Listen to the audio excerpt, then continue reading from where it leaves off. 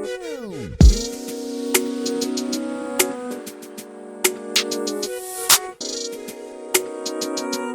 right, guys, thank you so much for joining us for our third and final installment of the Talk Your Talk series.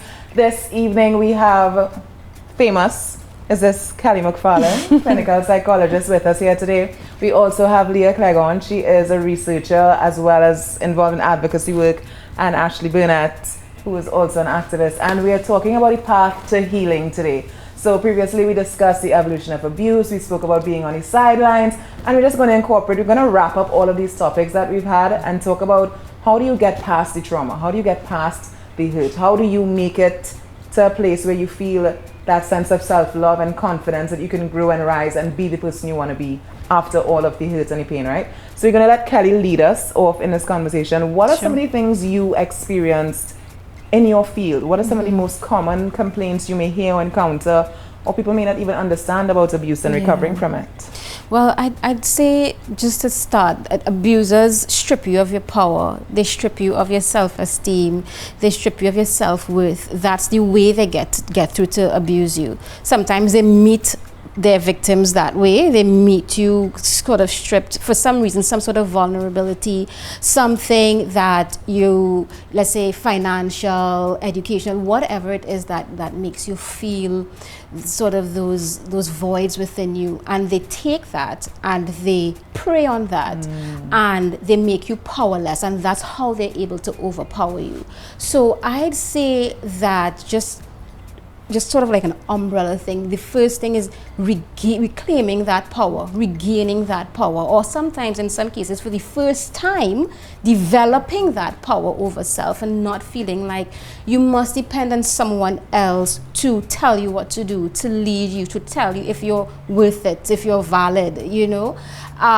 So part of getting back that power is looking at those voids, looking at those things that either they used to make you feel less than, or to make you feel like they had that power over you, or that they had the right to have that power over you, and really working through those things so that it doesn't happen again.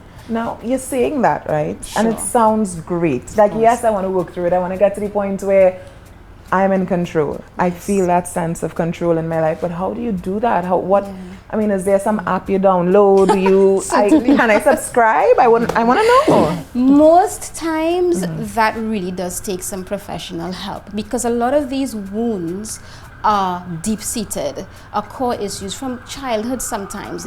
Your abuse sometimes doesn't always start from an adult relationship. It could be covert from childhood or overt.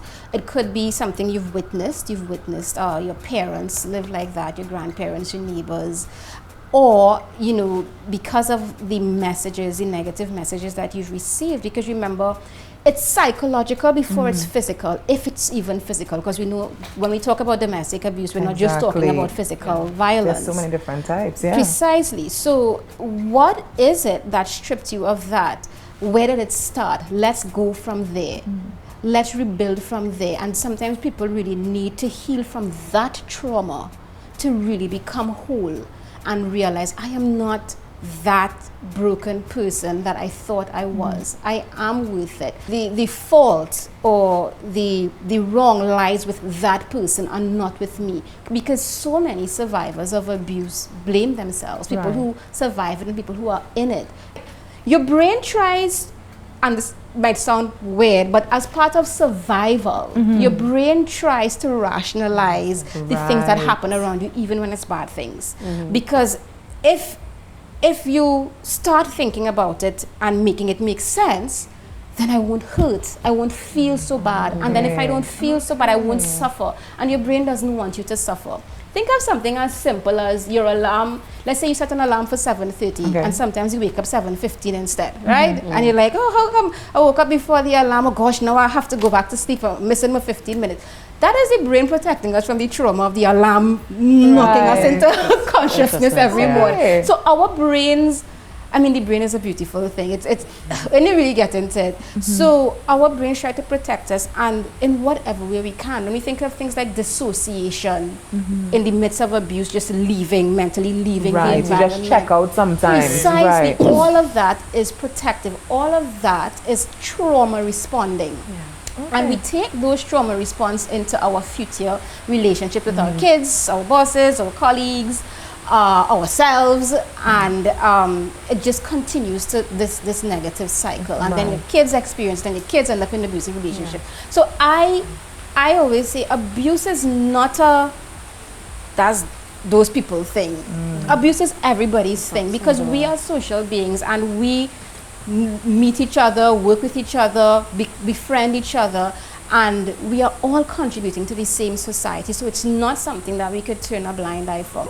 I started when I had certain reactions, or I got upset, or I felt very like almost a depressive episode. I would try to figure it out. So I'd kind of reverse engineer. So I'm feeling this way. So I started writing things down and trying to jot out, okay, so I'm angry, I'm frustrated, what is the trigger? And I kept trying to find, like, reverse, keep going back to the source, back to the source, back to the source. And that was before I felt brave enough to say, okay, maybe I need therapy. Maybe I have to take that step. Because, again, a lot of times you see in media, let's go to therapy, you need therapy. It's not always cheap. It's not always accessible. And right? And then beyond all of that, there is still, as much as we try to deny it, there's still a stigma against getting care and support for mental health. So what are some ways for someone who may not feel brave enough or may not have the resources to actually get therapy?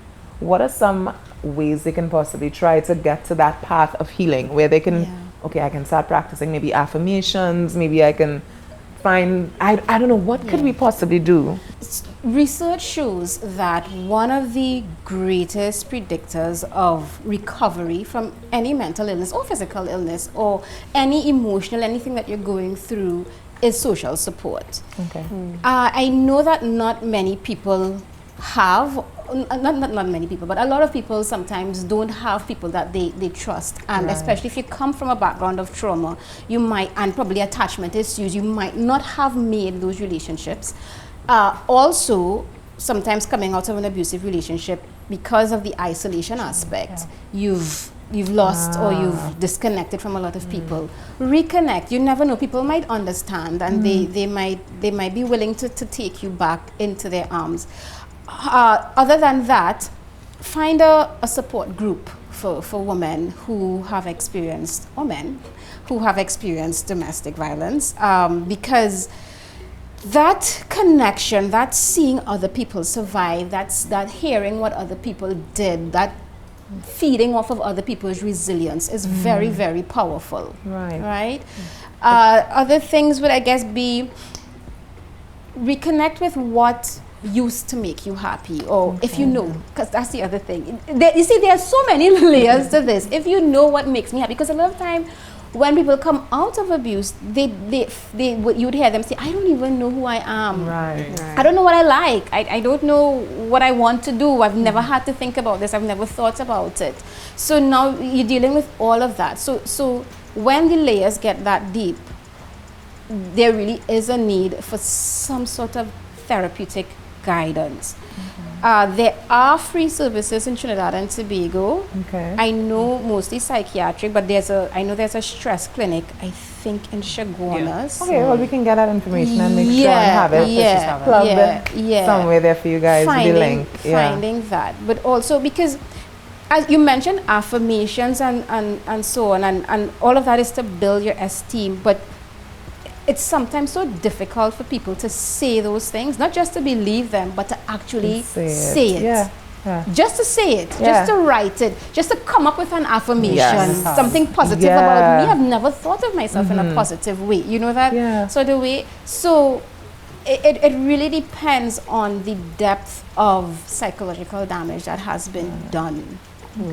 You know, but I would say my biggest thing would be somebody who could support you, whether it's a parent, a friend, not your child, but a parent, a friend, a co-worker, a mentor you found on LinkedIn, somebody who could support you just through that first phase until you're able to find the actual help that you need. Okay. Yeah. I like the point that she made about surrounding yourself with survivors and feeding off of their resilience. It's kind of like, they always talk about the people in your circle. If you align with millionaires, you'll become the sixth millionaire. Or if you align with, the corny things that we see online. But it's true. It's really like kind of fake it till you make it, more or less.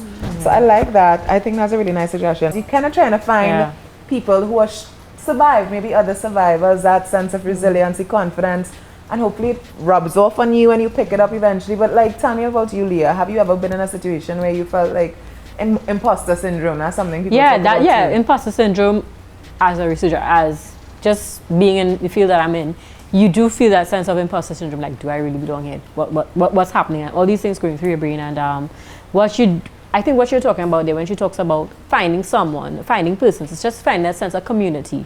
Because remember, for these victims, as you quite rightly said, isolation is a thing. And they take you away from all that you know and everything that's comfortable and everything that can make you you. So now, one, you're trying to find yourself because somebody's controlling you for so long, or emotionally or financially. So you need to find yourself, and then you need to find community. And I think community is a very important thing in the sense of building yourself, understanding who you are, and just grounding yourself with others. And that shared experience as well does do something. It does, it makes you think, well, yes, this person made it, so I can make it too. Yeah. It's possible. It's possible. I think sometimes a lot of people feel this sense of isolation, it's only me, no one else will understand. Yeah. And it's such a tragic truth, but there's so many people that are going through similar situations or have gone through these type of things. So for you, Ashley, community, you know your backstory. Some people may know it or may not know it. I'm not going to dive into that right now. But how important was community for you to get onto that path of healing?